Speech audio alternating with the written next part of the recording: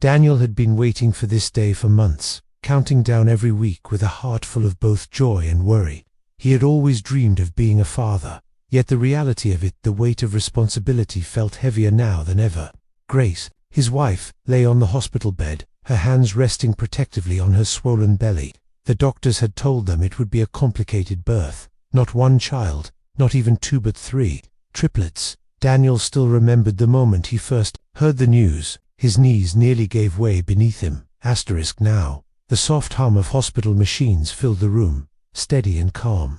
Sunlight filtered in through the blinds, painting stripes across Grace's tired face. Daniel reached over, holding her hand gently, whispering promises of strength he wasn't sure he could keep. Something life-changing was only moments away. The hours stretched endlessly. Daniel walked the corridor, back and forth, as though his steps could somehow speed up time.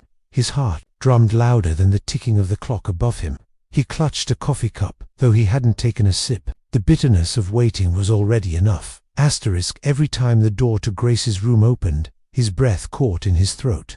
A nurse would smile gently, reassuring him with only a glance, and he would exhale again. He remembered the small apartment they had prepared back home, the 3 tiny cribs lined neatly against the wall, the pastel blankets Grace had chosen, the toys still in their boxes. He thought of his father's words. Children will change you, son. They'll teach you love you didn't know you had. Daniel wondered if he was truly ready for that lesson. When the time finally came, Daniel was allowed into the room. The brightness of the lights felt harsh, almost holy, as if the universe itself was watching. Grace squeezed his hand with a strength he never knew she had, her eyes locked onto his, searching for courage. He whispered to her, though his voice shook. I'm here, Grace. I'm not leaving. The doctors worked swiftly, their voices calm but urgent, and then through the haze of shouts and steady encouragement, the first cry broke through the air, a sound so pure it pierced Daniel's chest like light through clouds. Then another, and another. 3 voices, each distinct, filled the room at once. The triplets had arrived. Daniel's eyes blurred with tears, and his heart swelled with relief, awe, and a fear so deep it rooted him to the spot. The miracle of life had unfolded right before him. When the nurse placed the babies in his arms, Daniel froze. He had expected small, fragile lives, but not this. The triplets, tiny and perfect, opened their eyes to the world with a calm that seemed wiser than their age. Their skin was rich and dark, a striking contrast to his own pale tone and Grace's fair complexion. Daniel's breath caught. For a moment, his mind clouded with confusion. He looked at Grace, then back at the babies. He wanted to speak, to ask, to understand, but words would not form. Instead, tears rolled down his cheeks. They were tears of shock, yes, but also of something deeper, something he could not yet name. Grace reached out, her face pale but steady. She whispered, "They're ours, Daniel. No matter what, they're ours." And in that quiet moment, love wrestled with doubt inside his heart. Later, when the room had quieted and the babies lay peacefully in their crib, Daniel turned to Grace. His voice trembled as he finally asked the question that weighed heavy on his chest. Grace, how? She looked at him, her eyes moist with both pain and strength. Daniel, love isn't always about what we expect. Sometimes life gives us something different, something we don't understand at first. He stared at her, trying to find certainty in her words. Grace reached for his hand, placing it on her chest. These children grew inside me, Daniel. They are mine, and they are yours too. I don't care what the world says. What matters is that they belong to us. Daniel sat silent. His world, once simple, now spun with questions of trust, of faith, and of the future he thought he knew. That night, Daniel found himself in the small hospital chapel. The silence pressed in on him, broken only by the faint hum of the city beyond the stained glass. He bowed his head, hands clenched tightly, his heart warring with itself. He thought of the whispers that might follow them, the stares, the questions. No one could answer. Could he be the father these children deserved? Could he raise them without bitterness clouding his love? Closing his eyes, he remembered their cries, the 3 voices that had shattered the air, demanding to be heard. He thought of Grace's words, spoken with such certainty, They are ours.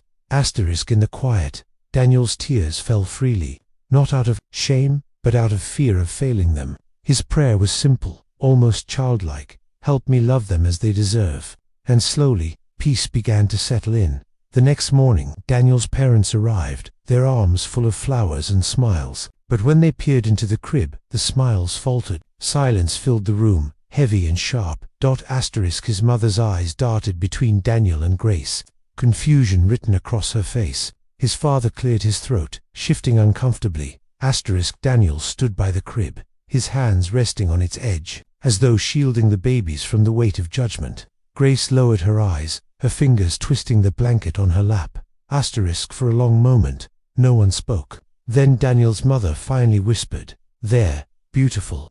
The words were soft, uncertain, but enough to ease the tension slightly. Daniel breathed out, realizing how tightly his chest had been clenched. He whispered back, "They're ours." The words felt heavier than stone, yet also truer than anything he had ever spoken. Later, Daniel's father pulled him aside into the hallway. The hum of the hospital machines faded as his father's voice took on a grave tone. Daniel, he said, "people will talk, they'll question. You must be sure about this. Are you certain these children are yours?" Daniel's throat tightened. He knew the question was coming, but hearing it aloud was like salt in a wound. "Dad," he whispered, "I was there. I saw them born. They are mine." His father's eyes softened, but the worry remained. "It won't be easy." Daniel nodded, staring at the floor.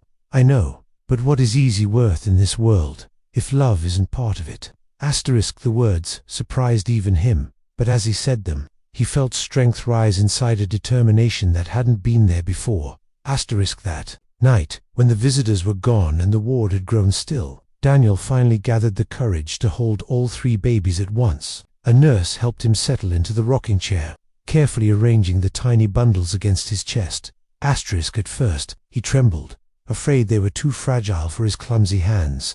But as their warmth pressed into him, something shifted. Their tiny breaths tickled his skin. Their fingers curled instinctively around his shirt. Daniel's tears came again, but this time they carried no confusion, only awe. He whispered to them, one by one, "You are my son. You are my daughter. You are my gift." For the first time, the word father didn't feel overwhelming. It felt right. And in that rocking chair, Daniel realized that love didn't demand explanations. It simply asked to be lived.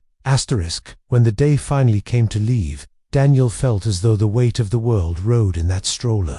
3 tiny lives, each more precious than anything he had ever known. Grace walked beside him, leaning gently on his arm, her steps slow but determined. The hospital doors slid open, and sunlight bathed them in warmth. Daniel squinted, feeling both exposed and renewed. People paused to glance at the unusual stroller, their eyes lingering a little longer than polite. He felt the stares like whispers against his skin. But then he looked down at the babies. Their small faces, so calm in their sleep, softened the edges of the world. Grace squeezed his hand and whispered, "Let them look. They don't know our story." Daniel nodded. For the first time, he understood this was just the beginning of learning to stand tall for his family. Home was waiting, ready in ways Daniel hadn't been sure it would be.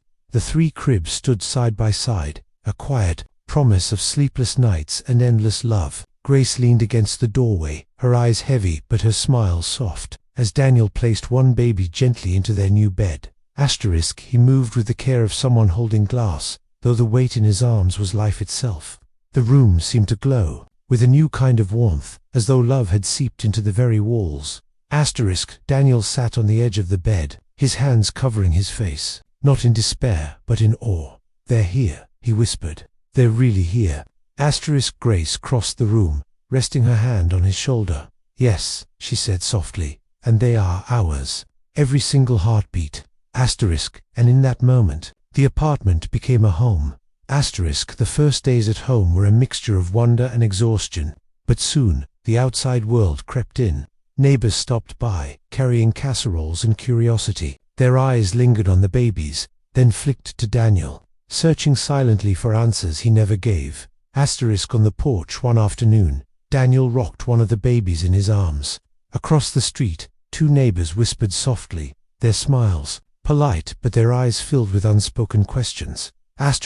Daniel met their gaze, his jaw tightening. Then, slowly, he kissed the soft crown of his child's head. "This is my family," he said quietly, though not for them, for himself. The whispers did not fade, but his voice grew stronger inside. He was learning that fatherhood wasn't about silence or answers. It was about standing firm, even when the world tilted sideways. And he would stand for them.